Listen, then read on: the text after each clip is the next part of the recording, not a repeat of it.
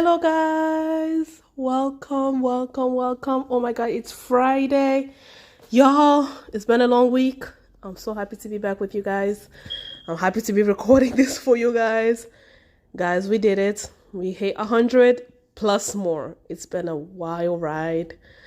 I was scared to start this. I was scared to be vulnerable. I was scared to be speaking my truth because I feel like I've always been the type of person who held everything in. And through this channel, to this podcast, I've been able to kind of like release my thoughts, my frustrations, my worries, and it's been very therapeutic. Thank you guys for being here for the ride. Those who have been, like, to the first person that clicked an episode to now the 100 and how many person that's listening. We have grown and we are going to grow. I just got my Spotify wrap, and guys, we did amazing. And I'm saying we because it was a collective effort. Without you guys, this podcast will not have the momentum that it has. So thank you. And by looking at my rap and just thinking or planning ahead for the new year, I am trying to implement different things, right? I am going to have like a different trajectory because I feel like the stuff that we talk about, oh my God, sorry. sorry. I feel like, oh my God, this is, and I'm never going to edit that out because I don't know how to edit stuff. But you've been here, so I feel like I can be myself with you guys. So sorry about that. But I feel like the discussion that we are having is kitchen table talk, is real talk, right? And I want us to have more real conversations. So I am thinking of, I don't want to say pop culture because I don't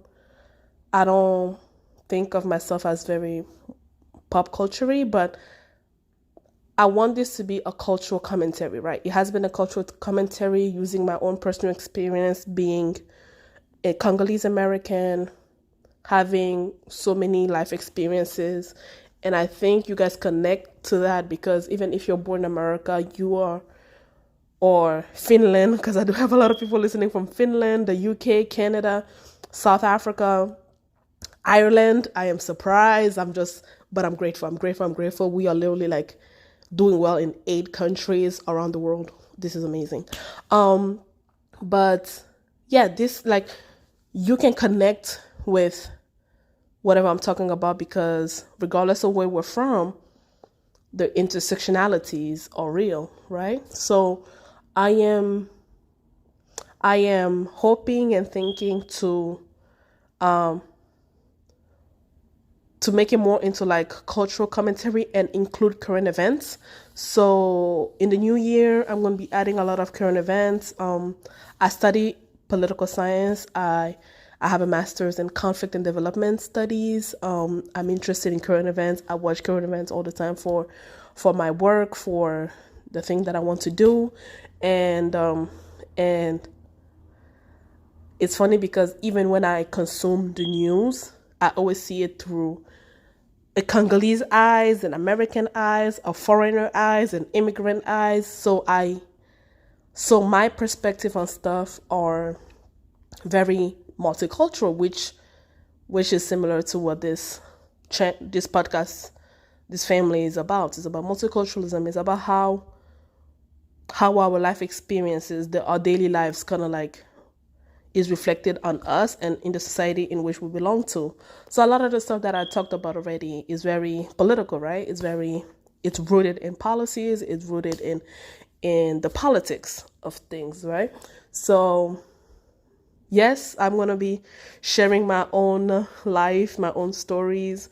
You guys have been great. You guys have given me very good feedbacks.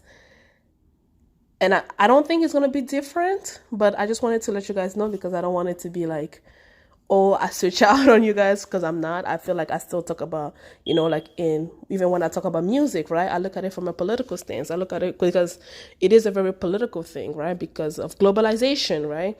What does it mean for an African artist to keep their traditional music, right? Do we globalize to be, to have a bigger audience, or do we keep it, local and have like Congolese audience? That is a political thing, right? And we can all relate to that, because each of us have like, those folklores, those stories that are very unique to us, and we're all having discussion about the effect of globalization on art, on music, in our daily lives, in our work lives. So I think having this trajectory is going to be like, it fits our little operation here.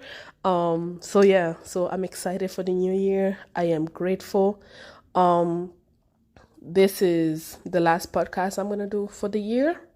A lot of stuff are moving, a lot of stuff are changing. I'm changing career, like I'm actually entering in my career field. I'm thinking about going back to school, so working and going back to school. I have a travel blog. Please check it out. Thank you for those who have. Y'all who are new, I have a travel blog. It's called See the World, CY the World. So please consume that. And I have been able to distribute my podcast to Amazon Music, so you don't have to, and Amazon Music and Audible, so you don't have to only listen on Spotify. There are numerous ways to listen to now, which I'm very excited about, because I am really hoping to grow this community. So a lot of changes are happening, and I want to use the month of December to kind of like plan things out, because I'm very excited for the new year. It's already looking like it's going to be one of the best years ever. So I want to take this time to kind of like recuperate, plan out, because I want to give you guys a really good product. But thank you. Like, I am blown away. Reflecting on this year has been interesting, right? This year has been, to be honest with you, this year have been the year of growth. I turned 26 on October 30th, so this is my 25th year. So let me talk about year 25 and 2023. I think when I turned 25, unconsciously, I've decided to kind of like grow up, right? And I think there was just something about it that was like, oh, you are not a kid anymore. Grow up, right? Like, I've had grown experiences throughout my life, but I felt like when I turned 25, I had that physical, tangible period where it was like, okay, we're growing up now. I don't know if you guys felt that way. I turned 25 in Barcelona. It was the first time I went on a trip with my mother, and to be able to book myself a trip, or to take my mother on a trip that I paid for, I think that's the most grown up thing I've done in my life, right? Because it's like, I've always given her money, I've always given people money and stuff like that, but to be able to do that and be like, hey, for my birthday, I'm going to treat myself, or I'm going to take myself out, I want to take myself to another country, that was big. And every time I travel, I always try to do things that I'm afraid to do in my normal life. So I'm afraid of heights. Like, I'm afraid of heights. But for some reason, every time I travel, I always try to go like in a tall building or on a roller coaster or whatnot. Because I feel like being in another country always gives me the freedom to just try things out. So that's how I started my year. And then it was honestly a year of refusing toxicity, right? I was talking to this guy. Things was great. Like, not great, but it was like, I felt grown in that situationship. But he just did not feel right? So, and I realized that I've grown because I've always been like an outspoken person. However, I've always walked on eggshell because I don't want to hurt people's feelings, right? I think because I have a strong personality, regardless how nice I say something, it always come off as like, oh, you're being a bitch, or you're being difficult, or being hard. So over the years, whether it was guys or whether it was friends, and I've realized I've done that mostly with my friends, is like, because I know they will not be receptive of what I say, regardless of how I say it. I can say in the best intention ever, softening up and everything. Like, they would just take it wrong, correct? Because I felt like in my friends group, I've always been like the strong-headed person, right? I've always walked my own beats. I'm not really a follower in a sense and everything. And I have friends who are followers. And so I've always walked on eggshell if I wanted to say something. But I think when I turned 25, I removed myself from that because I've realized it was not healthy for me. So there has been a relationship where I've purposely removed myself. And there have been relationships that God has removed from me. And it's funny that God, like I say, God has removed it from me because especially those that God have removed from me are with people who are in my family, right?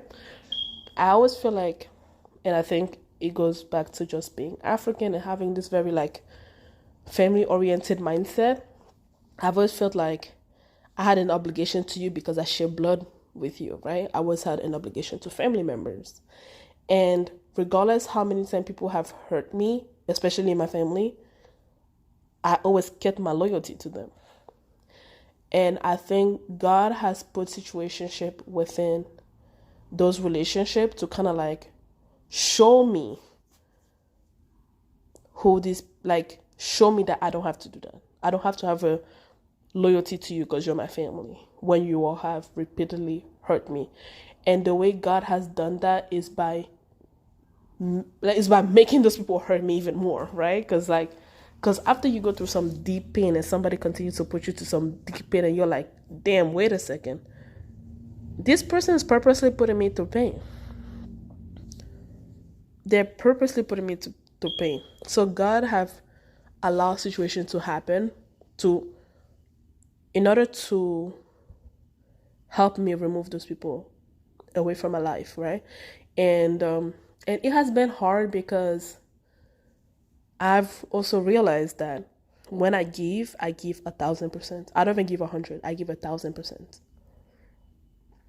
I give 1,000%. Because I'm realizing that it's because I have survivor's guilt.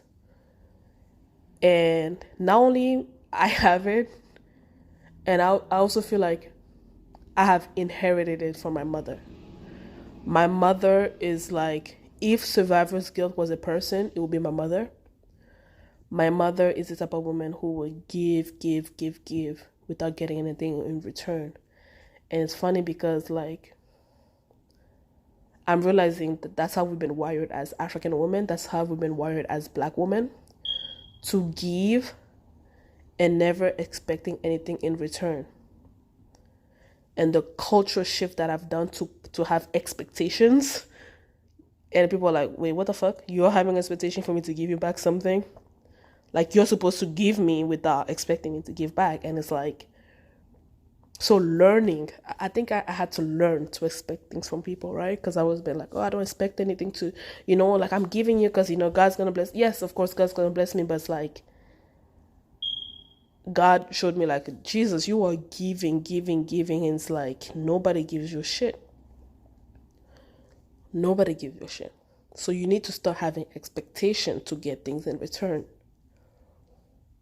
And when I started having expectations to have things in return, I lost a lot of relationship. Because those people were there for me to give them. They were not there for them to give me anything. And to be honest with you, those bitches don't have anything to give. So I don't know why I was giving them shit. And it's like, when you are not in a relationship where it's equally yoked, why are you there? I think that's what I'm learning. Why do you want to be there? If I cannot come to you to share my worry, my pain, and you perceive me as, a strong person who doesn't need help and everything. And I feel, and that's why they say that, the strongest people are the one who needs the most help, because they are the people who usually don't get checked on. Because people just perceive you to be strong. And the reason why you keep being strong is because you know that the people around you would not be able to handle you if you were to become weak. So, one of the lessons I've learned is to expect things, right? So I have expectations. So if I want to be in a relationship or in a friendship or whatever, I have expectations. I have expectation of having a two-way street relationship. And I think I've had a lot of relationships where it was one-way street. I was always the first person calling. I was always the person to reach out to amend a fight. I was always the person to give money. And to be honest, it felt like I was paying for companionship, because like I had friends who never had money. So in order for me to hang out with them, I needed to pick up the bill. So it was like, and I think they subconsciously thought that, oh yeah, because she wants to hang out, like, she has to pay. It's like I was paying for friendship. And that's kind of like sad to see it that way, because it's just like, how can you be like, you never have anything, you have nothing to offer me, but I'm giving you everything, to the point I don't have anything for myself. So I have grown up, and I've always been the type of person who's like, oh yeah, like I don't like, I'm friends with everybody. I'm not friends, but like I'm cool with everybody, right? I'm cool with you. Like it's not about the education levels. Like, like I can talk to anybody. That's one of my best qualities. I can have a conversation with anybody. I can be cool with anybody. But I've learned that I have to be selective with who I'm cool with. I have to really be selective, because I've been in a situation where it has not been equally yoked. And because it has not been equally yoked, I have lost my peace, I have lost my time, I have lost money, I have lost myself. I've carried people pain. I've cried for days on behalf of others, when those people have never even, when I didn't even trust them to tell them what was wrong or what was going on with me. I was willing to give everything. I was willing to care for others. I was willing to cry for others. But when it came to my own pain, I did not trust them to be able to help me solve it. So why tell them, right? And it's weird that I've had like I had 10-year friendships, 14-year friendships, where I've done that repeatedly, because I was, like, for example, right, it's like I've always been a straight A student. I'm a straight A student, right? And some of my friends are like, ooh, some of my friends are dumb. Like when it comes to school, my friends are dumb, right? And so it's like, you always help them to get the best grade, but you don't expect them, right? So like, I don't study because I know I'm going to get an A, but I help them study. And then some days I get the A because, I got it. But then on days that I get a B, I'm like, shit, I've used all that time to help them. I could have, taken an extra time to help myself, right? Like, I don't know, do you guys understand that analogy that I'm trying to make, right? Or because I'm a straight student and I know I'm going to get it, and I know they're going to, like, they're usually D's and C's students, right? So you help them, and you know that they cannot help you because, they don't have it to help you. And I've always been like, yeah, you don't, like, I'm friends with everything, but nah. Because you find yourself in situations where you're like, damn, who do I have to call for help when I need money? Because trust me, I've needed money so many times. Who do I call? You know they never got it, so what? You know what I mean? They were benefiting from friendship with me, but what was I getting? Because true friendship is like, we have to be able to talk, we have to be able to cry, and I feel like I haven't had those friendship where I've had someone cry for me. But I can list you 50 friendships where I've cried for others, where I've gone above and beyond to make somebody feel good. So I feel like my year of 25 was my year to kind of grow up and to be selfish. And it's weird. The reason why I use selfish is because people, when you start taking care of yourself, you're not at the beck and call of others and helping them, they be like, oh, now you're being selfish. Especially when they see you succeeding in your own corner, they be like, oh yeah, no, you know what? Since things, since she got money, now she changed. And it's not about changing. It's just realizing that you don't have anyone to help you. And it's weird. It's like, you don't have anyone to help you. So you decide to help yourself. And you found success by helping yourself. And then people be like, oh yeah, well, since she got money now, and then it's not like they find another excuse to kind of like put you down. It's like, no, the money didn't change me. I had to work hard to make it. You know what I mean? Which puts you in a situation where you cannot win. So if you listen to this and you try to please people, you cannot win. But I want to win because I've worked so hard.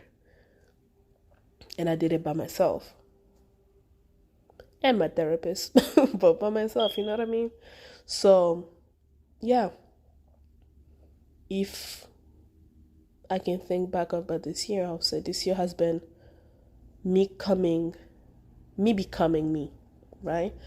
Me truly taking care of myself. Because sometimes we're like, oh yeah, if I buy this bag, you know what I mean? That's self-care and everything. But I think making sure that your soul is at peace is the best self-care of all time. That's the best self-care. Yeah. So that's what I've learned. Make sure your mind is at peace. Having a peaceful mind is self-love, is self-care. We have to pay attention to what makes us feel good. We have to be around people who make us feel good. I'm excited for the new year. I'm very happy. I'm very, very, very, very happy. I'm at a place where I'm happy. I not have a lot of people around me, but the ones that I have, I'm happy with. And thank you guys for being here. Thank you for following me. Thank you for listening. We're going to grow even bigger in 2024. It's going to be a fun year. It's going to be a year of surprises and accomplishments. So I wish you well. Have a great Christmas. Happy New Year. May be blessed with family, the one that truly loves you, with good friends, good fortune to all. I pray for prosperity, success, in everything that you guys set up your mind to. So I leave you. Good night. Good morning. Have a wonderful holiday season. Thank you so much for this ride. Thank you, thank you, thank you, thank you, thank you. Bye, y'all. Happy holidays.